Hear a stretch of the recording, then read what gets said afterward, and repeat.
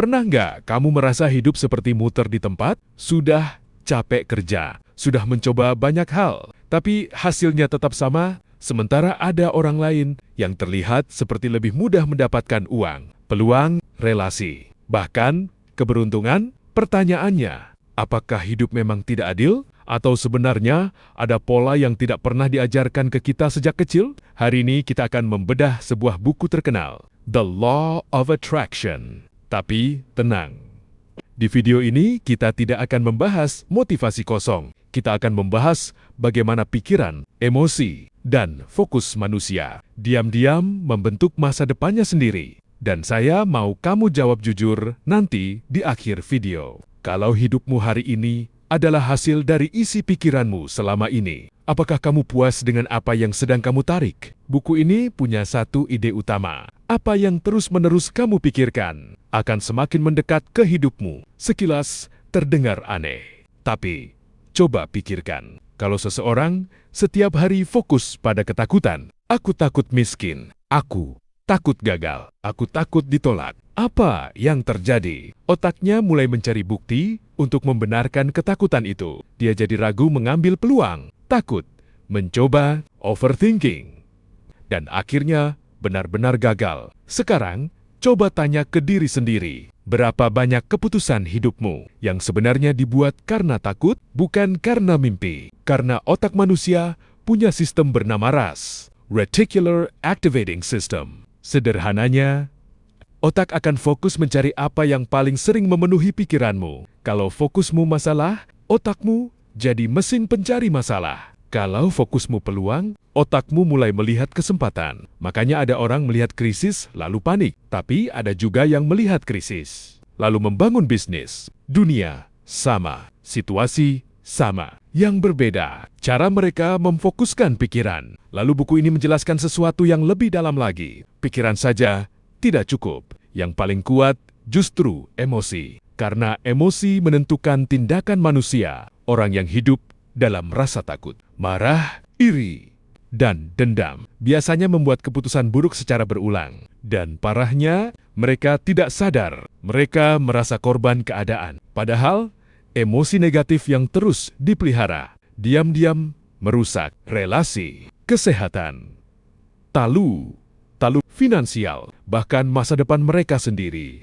Sekarang saya mau tanya, kalau isi kepala seseorang penuh kemarahan setiap hari, menurut kamu cara bicara dan energinya akan menarik peluang atau justru menjauhkan orang baik? Inilah kenapa buku ini sangat menekankan rasa syukur, bukan sekadar kata motivasi, tapi karena rasa syukur mengubah kondisi emosional manusia dan kondisi emosional. Mengubah cara seseorang bertindak. Orang yang bersyukur biasanya lebih tenang, lebih percaya diri, lebih mudah disukai, dan lebih berani mencoba. Sementara, orang yang terus mengeluh seringkali menolak peluang, bahkan sebelum mencobanya. Bagian paling dalam dari buku ini adalah tentang identitas diri. Kamu tidak hidup berdasarkan apa yang kamu inginkan. Kamu hidup berdasarkan siapa dirimu menurut pikiranmu sendiri. Kalau jauh di dalam hati, kamu percaya bahwa dirimu gagal, maka saat peluang datang, kamu akan sabotase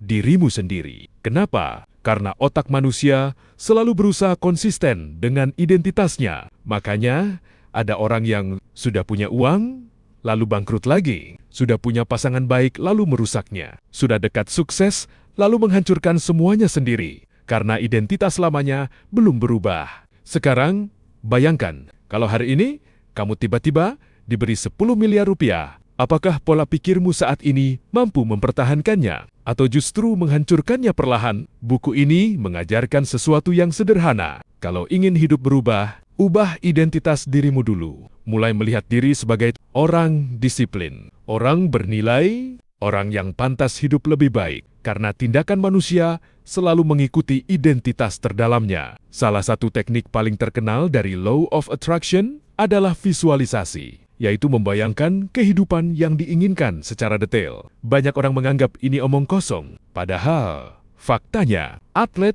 dunia, pengusaha besar, bahkan pasukan militer elit menggunakan visualisasi mental karena otak manusia sulit membedakan pengalaman nyata dan pengalaman yang divisualisasikan dengan emosi kuat. Saat seseorang terus membayangkan dirinya sukses, otaknya mulai membangun jalur mental baru. Kepercayaan dirinya meningkat, cara bicaranya berubah, bahasanya berubah, tubuhnya berubah, dan akhirnya keputusan hidupnya ikut berubah. Tapi ada kesalahan fatal yang sering dilakukan banyak orang. Mereka hanya berfantasi tanpa tindakan, padahal visualisasi tanpa aksi hanya menjadi pelarian. Sekarang, coba jawab dalam hati. Kalau hidup idealmu benar-benar terjadi 5 tahun dari sekarang, seperti apa kehidupanmu? Rumahmu bagaimana? Lingkunganmu seperti apa? Siapa orang-orang di sekitarmu? Dan apa yang sudah berhasil kamu capai? Lalu pertanyaan paling penting, kalau versi masa depan itu melihat dirimu hari ini, apa yang akan dia kritik? Buku ini juga menjelaskan bahwa lingkungan sangat memengaruhi hidup manusia, karena energi itu menular. Kalau kamu terus berada di sekitar orang pemalas,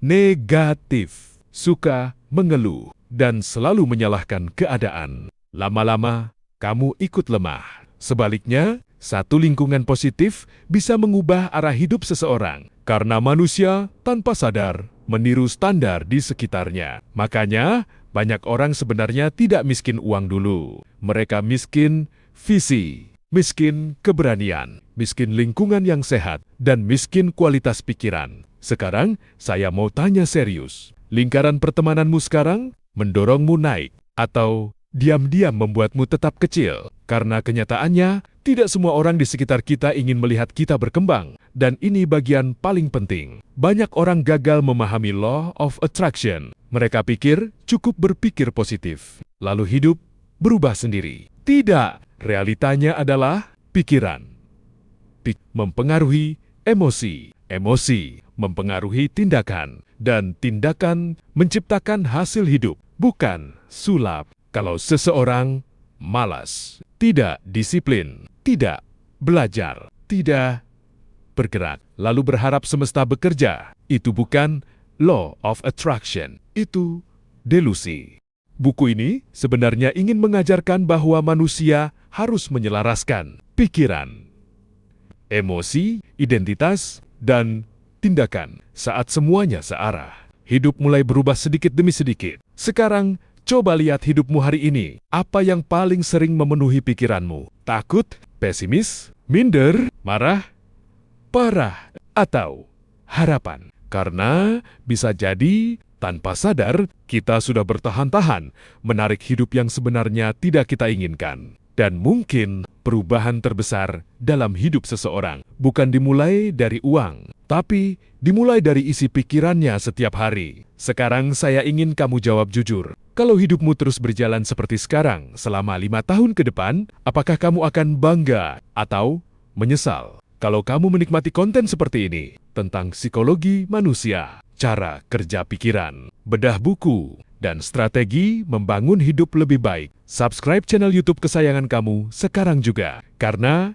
di channel ini, kita tidak hanya mencari hiburan, kita belajar memahami kenapa manusia gagal, kenapa manusia sukses, dan bagaimana mengubah hidup sedikit demi sedikit. Dari cara berpikir hingga cara bertindak. Dan jangan lupa, tulis di komentar, hal apa yang paling ingin saya ubah dari hidup saya mulai hari ini. Karena terkadang satu keputusan kecil hari ini bisa mengubah arah hidup bertahan-tahan ke depan.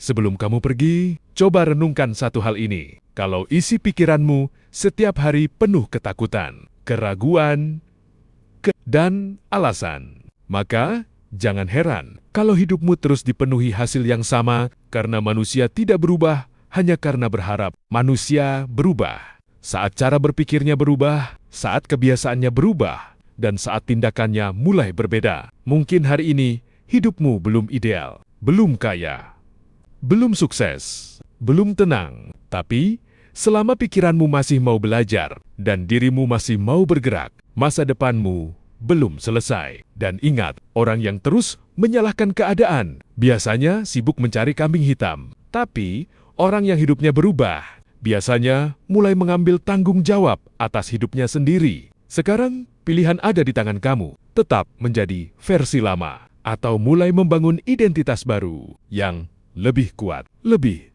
disiplin, dan lebih berani menghadapi hidup. Kalau kamu suka konten seperti ini, langsung tekan tombol like, subscribe, dan nyalakan lonceng sekarang juga. Karena setiap video di channel ini dibuat untuk membuka pola pikir yang mungkin tidak pernah diajarkan di sekolah. Dan percaya atau tidak, kalau kamu melewatkan channel ini, bisa jadi kamu juga melewatkan satu ide yang sebenarnya mampu mengubah arah hidupmu. Sampai ketemu di video berikutnya. Nomor Skip ID.